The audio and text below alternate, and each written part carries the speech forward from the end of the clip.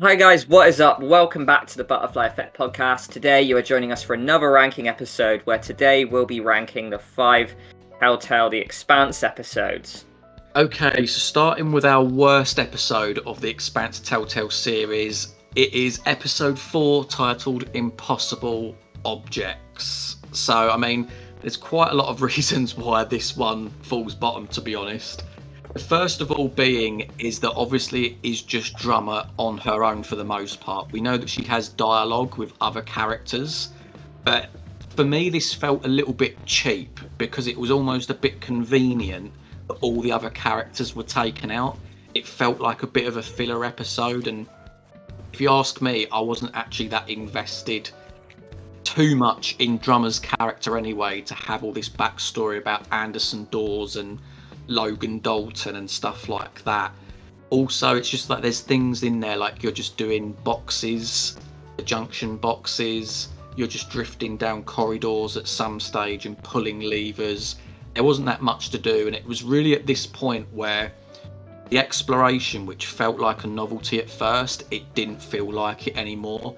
It felt like you was just progressing through the episode by drifting, and the lack of characters really stood out here because, especially on the back of episode 3, it was really missing interaction and it was really missing character depth. What we have got is like where it slightly, I'm going to emphasise the word slightly, redeems itself is towards the end when you're on Toussaint's ship and you get a little bit of action with some QTEs when you're firing at the Artemis. But even then, I'm looking at Toussaint, and this villain is supposed to be like the lead antagonist of the game, and it just felt like that she wasn't that much of an antagonist. She was like welcome on board. It felt like Tor was more hostile to you, and Toussaint was a bit like, oh, you know, maybe you should join me.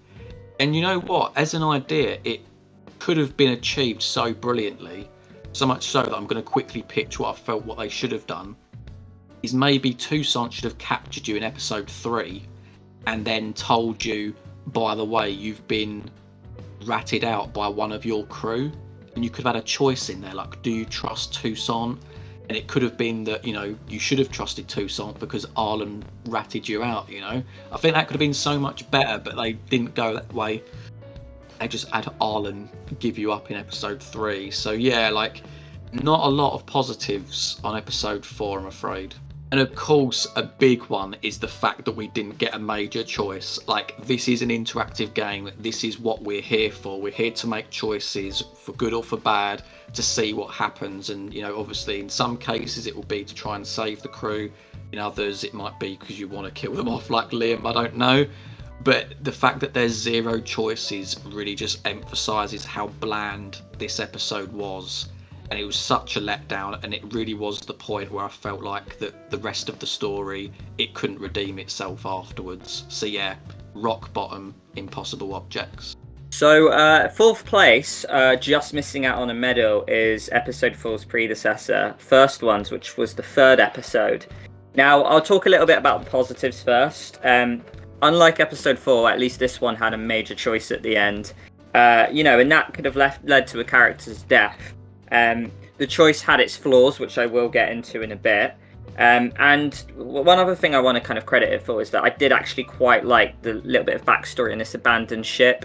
There was quite that eerie thing where you've got that like stood up corpse, and then there's that gun battle, and there's the whole thing with the tombs. You know, a lot of the location in this scene was actually pretty sweet. I did actually like that. But yeah, like there's a lot of negatives here as well. The fact that we only really get one major choice. A lot of the choices that you'll see at the end are super weak. The one that I always mention is that, you know, Drummer can call a room beautiful or scary, and it has the guts to show up as a major choice at the end, when I just don't think it had any business being there. Just a really weak sign and symptom for the episode. Back to that major choice though, although it's cool that, you know, you can get a major character death this early on, I really like that. I guess I wasn't a big fan of the criteria. You have to do 3 things to keep Maya alive. Finding, you know, Rayan's brother some meds, not cutting off Rayan's leg, and breaking up a silly little brotherly play fight. You can do 2 of the first ones, but if you don't do that other one, he's going to betray you, and that just felt really cheap to me, and it didn't seem logical. Also, just the fact that Rayan had no sort of like attitude change or dialogue change, despite, you know, if you replay it and do different choices, I felt it fell flat there. Jack used the term turncoat in the last, you know, like Expanse video we did, saying that Arlen being the choice for being the traitor just felt a little bit weak. You could probably nominate him as the, you know, the biggest choice to be that, but we would have preferred if it was someone like Rayan, or maybe even like Khan or Virgil, where it just kind of came out of nowhere a little bit more. So yeah, and another big thing as well that I mentioned with the Ryan thing about how his dialogue doesn't really change depending on your choices. It's kind of the same with like the major ending in episode 2, whether you sleep with Ma or not. That felt like a big deal at the time, but the Maya dialogue is exactly the same regardless of what you do. And I mean, similar symptoms to episode 4 it suffers from. It's a very lonesome episode where you're very much just drummer by yourself, where you intermittently see Maya. So there's not much dialogue or character development because there's no characters to talk to. So it just felt like a little bit of an isolating episode, and it felt very under par, which is why it misses out on a medal. Okay, so getting our bronze medal is Europa's Folly, which of course is episode 5 of The Expanse. Now, people might be a little bit surprised with this one, considering this is the one where the stakes are really ramped up. Each of the characters, well, I say each of the characters except Maya, has their own moment, their own choice. If we're looking at Ryan, it could be whether you stamp on him or not. If you're looking at Virgil, it's whether you manage to calm him and basically stay by his side. Whether it's Khan, you obviously have the QTE gunfight with her. So there are good moments in terms of QTEs and action. But the thing that brings it down is that there's just not enough of it. It runs for like half hour, 40 minutes. And it feels a little bit tacked on at the end, especially when you've had these previous episodes which have dragged out all these sequences where you're drifting around. It feels like someone in the editing room really needed to come in and say, yeah, like this needed to be moved elsewhere. It needed to have other things in there to really make the stakes of this feel more significant for these characters. Also as well, the fact, yeah, you come back to Toussaint again. And obviously, if you have gone and killed Tor, it's still very strange how she comes barging in, requesting that Drummer still joins her side. And it's like I said with the previous one, it's as if that she's not that strong of an antagonist.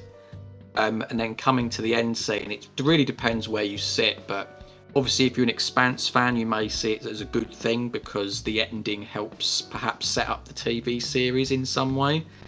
But then maybe for those non-Expanse fans like ourselves, it was sort of an ending where it was like, oh, okay, so there's the crew, everything is forgiven.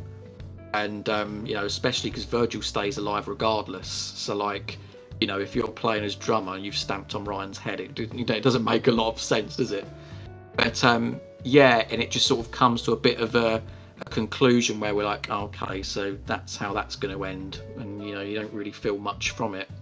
Taking the silver medal today, guys, is the pilot episode, Archer's Paradox. Now, the reason, I will admit, and Jack can confirm this, I did actually have a bit of an and ah over which one should win. These were the two episodes where I wasn't sure who to give the silver or gold. Now, you know, the positives for this episode is there was that sentiment of euphoria that TellTale, after like 5 long years, they were back and we were finally playing a TellTale game. You know, I had my stream and there was just like goosebumps a little bit down my arms as I, you know, fired up the game and I was playing it. You know, I couldn't quite believe it at one point. But yeah, I also thought like the choice and the cliffhanger at the end was probably the best one because it's like, wow, we can already like choose to kill a character early doors. That just felt incredible. Like the stakes were really high. You could argue that it was a little flawed that the game kickstarts revealing that because you're always going to be on the edge with this Cox character, knowing that he's going to betray you. That is a point Jack mentioned that I definitely did take into account. The reason it doesn't quite make the gold medal, though, guys, is I don't know. Like if you take it on a surface level, at the end of the day, you just walk through your ship, you go out on a bit of a space exploration bit, and then you're back on for this final dialogue and choice scene. So despite its episode length being one of the longer ones, that's mainly due to the exploration though. It is actually quite a skinny, slim episode. I guess it just doesn't do as well as the episode that we will give the gold medal because there's just a lot less step with the characters at this point. It just felt very much like a meet and greet pilot.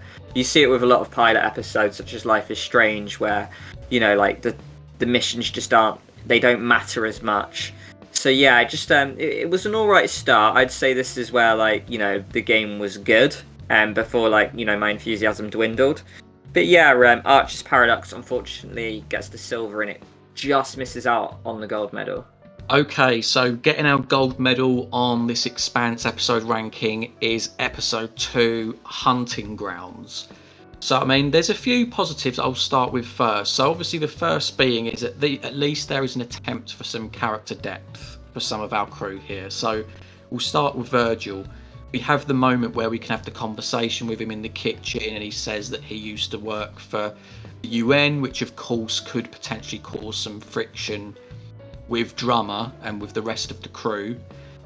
We also have the conversation with Khan, which to me is one of the highlights of the Expanse. It's one of the moments where I was like attentive, like I was paying attention that much, because, you know, Khan is one of those characters where he's very guarded anyway.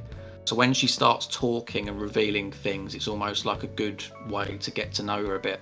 And she was, of course, telling the story about her husband and how that hangs over her, with how his death works.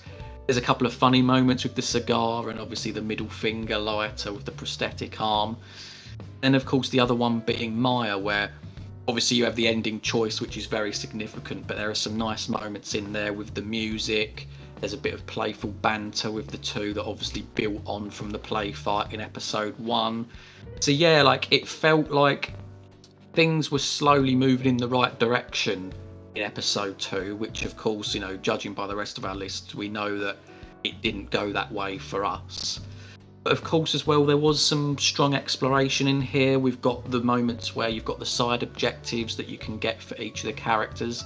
And to be honest, this is something I hope that they would carry on with throughout the series, but it seemed that they chucked everything to episodes 1 and 2 and then left the rest of it at the door, because all of the side objectives were resolved basically within the first 2 episodes.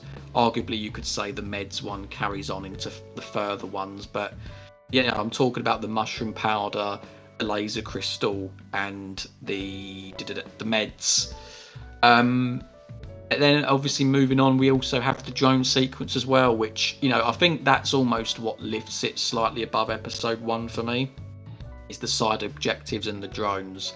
And again, it would have been good if they could have incorporated these a little bit more. I mean, they did later on, but it was so easy, and it's similar to the QTEs as well. It became so easy where it didn't really feel like it had you on edge, which I think is a good way to sum up the game as a whole, really. Whether it's the plot or the characters, there just wasn't enough ingredients there to keep you engaged, even with the shorter time span between episodes. Sweet. So guys, that was our ranking for TellTale The Expanse episodes. Yeah, so episode 2 was our overall winner.